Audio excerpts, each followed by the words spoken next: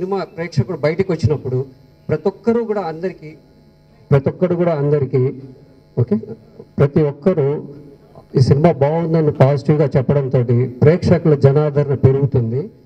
So దీనివల్ల మాకేమైపోయిందంటే first వీక్లో మేము ఎందుకో అన్ని థియేటర్లు రిలీజ్ చేయకపోయినా ఈ సెకండ్ వీక్ 30 థియేటర్ల దాకా పెంచడం జరుగుతుంది ఆంధ్రప్రదేశ్ అంతా. మల్టీప్లెక్సెస్లో కూడా టోటల్గా ఒక్కొక్క షో ఇచ్చారు. ఇప్పుడు ఒక్కొక్క షో కాకుండా 3 షోలు 4 షోలు 5 షోలు కూడా పెంచుకుంటూ వెళ్తున్నారు. సో గత వారం కన్నా కూడా ఈ రాబోయే వారంలో ఈ సినిమా స్క్రీన్స్ పెరగడము, రెవెన్యూ పెరగడం మాకు చాలా ఆనందంగా ఉంది. ఈ శుభ సందర్భంగా మాకు ఈ ఆనందాన్ని మా సినిమాలో నటించినటువంటి సందీప్, రెజినా గారు ఈ ఆనందాన్ని వాళ్ళ మీతో పంచుకోవాలనుకుంటున్నారు.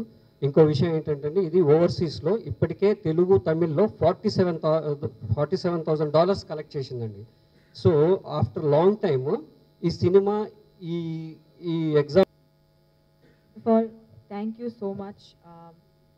నగరంని ఒక పెద్ద హిట్ చేయడానికి ఇన్ఫ్యాక్ట్ మహానగరం తమిళ్లో రిలీజ్ ఇప్పుడు ఇన్ఫ్యాక్ట్ ముందు రోజే 3 days before self they showed it to the meet.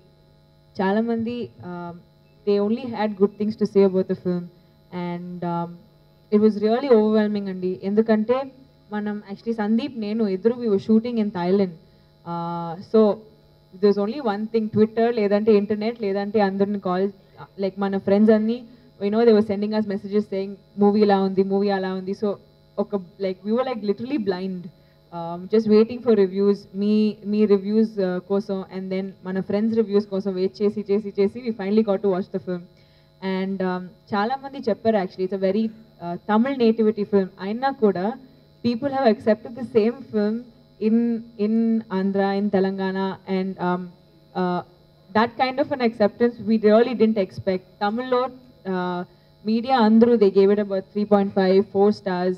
Ikkada they felt like maybe our connectivity koncham miss avutundani, but they still like the film. So hats off to Lokesh Kanakraj, mana director, and in fact as a debut director he's done a fabulous job. The entire team, Selva Kumar mana cinematographer, Javed the music director, Philomen the editor, andaru everyone's new, chaala mandi first chestunnaru aina kuda they've given their best. And నేను కూడా actually film నిన్నే చూశాను చెన్నైలో after I came back and I was so happy that ఇలాంటి cinema వస్తున్నాయి మొన్నే చెప్పాను 2 years క్రితం మేము మొదలుపెట్టాం అండ్ సినిమా ఇంచుమించుగా 1.5 year క్రితం అయ్యింది.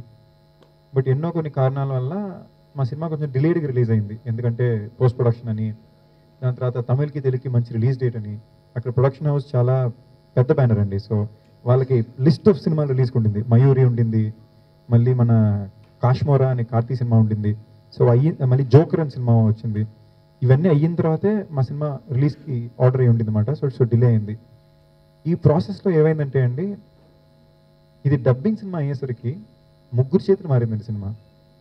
ఒకళ్ళ దగ్గర నుంచి ఒకళ్ళు కొనుక్కోవడం, ఎంత కొనుక్కున్నా చెప్పుకోకుండా ఎక్కువ ప్రాఫిట్ ఇంకోళ్ళు అమ్మేయడం, అలా వెళ్ళి ఆఖరికి మా ప్రొడ్యూసర్ అశ్విని గారి చేతికి వచ్చిందండి. అంటే ప్రజెంట్ తెలుగు వర్షన్ ప్రొడ్యూసర్. ఆయనకి నిజంగా థ్యాంక్ యూ చెప్పుకోవాలి. ఎందుకంటే ఫస్ట్ కొనుక్కున్న వ్యక్తికి లాస్ట్కి ఆయన కొనుక్కున్న వ్యక్తికి ఆయనకి కొనుక్కున్న ప్రైస్కి సంబంధమే లేదు.